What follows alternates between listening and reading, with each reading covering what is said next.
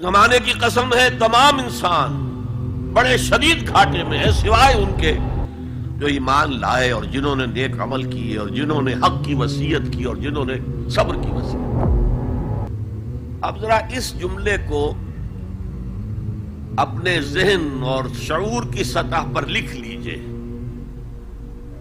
یا لوح قلب پر کندہ کر لیجئے۔ زمانے کی قسم ہے تمام انسان خسارے میں ہیں، گھاٹے میں، سوائے ان کے جو ایمان لائے اور جنہوں نے نیک عمل کیے اور جنہوں نے ایک دوسرے کو حق کی وصیت کی اور جنہوں نے صبر کی وصیت کی۔ اس جملے کو بار بار پڑھیے، بار بار پڑھیے، بار بار پڑھیے اور پھر کچھ نتیجے نکالیے۔ اس جملے میں کامیابی اور ناکامی کا ایک معیار ہمارے سامنے آ رہا ہے جو ہمارے عام طور پر ذہنوں میں معیارات قائم ہیں کامیابی کے، ان سے بالکل مختلف ہے۔ ہم کسے کامیابی سمجھتے ہیں؟ جو زیادہ دولت مند ہے زیادہ کامیاب ہے، جس کی جائیداد زیادہ ہے زیادہ کامیاب ہے، جس کی تجارت بہت پھیلی ہوئی ہے زیادہ کامیاب ہے، جس کے پاس عہدہ بہت بڑا ہے زیادہ کامیاب ہے۔ یہی ہمارے کامیابی کے تصورات ہیں۔ ان تمام تصورات کی نفی ہے۔ کامیابی ان چیزوں سے متعلق ہے ہی نہیں۔ کامیابی تو ان چار چیزوں سے متعلق ہے: ایمان، عمل صالح، تواصی بالحق، تواصی بالصبر۔ یہ ہیں تو کامیابی ہے، یہ نہیں ہے تو کوئی کامیابی نہیں۔ آپ کو سلطنت عرضی مل جائے کوئی کامیابی نہیں، دنیا بھر کی نعمتیں مل جائیں کوئی کامیابی نہیں، جب تک کہ یہ چار چیزیں موجود نہ ہوں: ایمان اور عمل صالح اور تواصی بالحق اور تواصی بالصبر۔ اور اگر یہ چار چیزیں حاصل ہوں تو چاہے کوئی آپ کو جانتا بھی نہ ہو، چاہے آپ کسی کٹیا میں رہتے ہو، کوئی محل نہ ہو آپ کے پاس، چاہے آپ کو روکھی سوکھی بھی مشکل سے ملتی ہو، آپ کامیاب ہیں۔ یہ ذہن میں رکھیے، معیار جب تک ہمارا یہ نہیں بنے گا ہم اسلام کے راستے پہ چل ہی نہیں سکتے۔ اس لیے کہ انسان جو بھاگ دوڑ کرتا ہے، جو سعی کرتا ہے، دن رات محنت کرتا ہے، راتوں کو سوچتا ہے، پلاننگ کرتا ہے، وہ کامیابی کے حصول کے لیے۔ اگر کامیابی کے یہ تصورات ہیں تو انہی کے لیے بھاگ دوڑ کرے، دنیا میں گم ہو جائے گا۔ جیسے اقبال نے کہا کہ کافر کی یہ پہچان کہ آفاق میں گم ہے، اور مومن کی یہ پہچان کہ گم اس میں ہے آفاق۔ یہ معیار ہے در حقیقت، جیسے کہ حضور نے فرمایا صلی اللہ علیہ وسلم کہ بہت سے لوگ ایسے بھی ہوتے ہیں جو اگر کسی محفل میں جانا چاہیں تو بار نہ پا سکیں، انہیں اجازت ہی نہ ملے۔ اگر وہ کہیں رشتہ کرنا چاہیں تو کوئی انہیں رشتہ نہ دے۔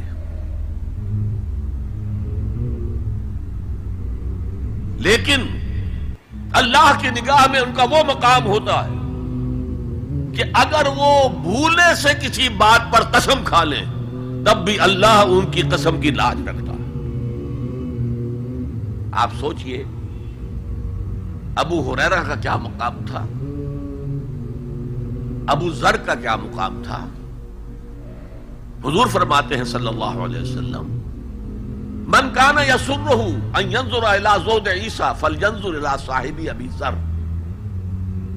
جس شخص کو اس سے خوشی حاصل ہوتی ہو کہ حضرت عیسیٰ کا زہد اپنی آنکھوں سے دیکھے تو میرے اس ساتھی، میرے اس دوست ابو ذر کو دیکھ لے۔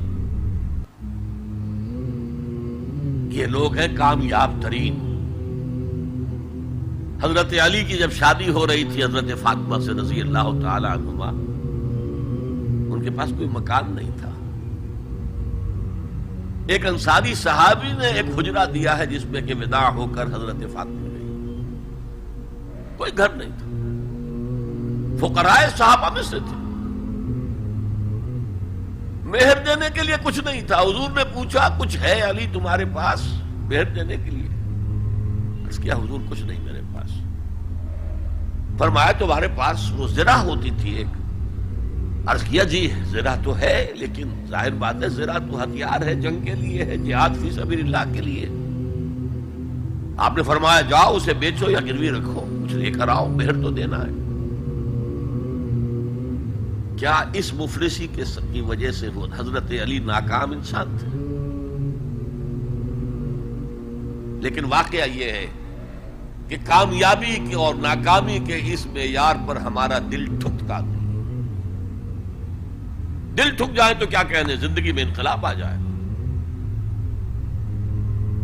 میں جو بات کہہ رہا ہوں دل گواہی دے گا کہ صحیح ہے، لیکن برا نہ مانے تو میں عرض کروں گا، قرآن مجید میں ایک آیت آئی ہے کہ اے محمد جو کچھ آپ کہہ رہے ہیں صلی اللہ علیہ وسلم، کوئی بات لگتی تو ٹھیک ہے، ان نظن الا ظنا وما نحن بمستيقنين، گمان سا تو ہوتا ہے جو آپ کہہ رہے ہیں ٹھیک ہے، ہمیں یقین نہیں ہوتا، اور یقین جب تک نہیں ہوگا وہ آپ کی زندگی پر وہ اثر انداز نہیں ہو سکتا، وہ معیار۔ کہنے کو ہم کہتے ہیں ہمارا آخرت پر ایمان ہے، اور آخرت کی زندگی ابدی زندگی ہے، اور اصل زندگی آخرت کی زندگی ہے، وَإِنَّ دَارَ الْآخِرَةَ لَهِيَ الْحَيَوَانُ۔ لیکن ہماری بھاگ دوڑ، ہماری سعی و جہد، کہاں سے کہاں ہم جاتے ہیں اچھے کیریئرز کی تلاش میں۔ ایک ملک کے اندر بھی ادھر جاؤ ادھر جاؤ، ادھر جا کر کوئی تلاش کرو، ملک سے باہر بھی، عرب ممالک میں جاؤ، یو اے ای میں جاؤ، امریکہ میں جاؤ، اور کتنی خبریں آتی، کتنے لوگ مرتے ہیں انلیگل امیگریشن کی وجہ سے، پورے جہاز ڈوب جاتے ہیں۔ انلیگل امیگریشن کس چیز کی تلاش میں؟ کیا اللہ یہاں رازق نہیں ہے، رزق نہیں دے سکتا؟ لیکن یہ کامیابی کی زندگی جس میں چمک ہو دمک ہو، تو اقبال کہتے ہیں کہ خرد کو خیرہ کرتی ہے، عقل کو خیرہ کرتی ہے چمک تہذیب حاضر کی، یہ صناعی مگر جھوٹے نگوں کی ریزہ کاری ہے، یہ جھوٹے رزقوں کی ریزہ کاری ہے، کوئی اس کی حقیقت ہی نہیں۔ تو پہلی بات زمانے کی قسم ہے، تمام انسان خسارے میں ہے، یقیناً ہے، سوائے ان کے جو چار شرطیں پوری کریں، الا الذین آمنوا وعملوا الصالحات وتواصوا بالحق وتواصوا بالصبر۔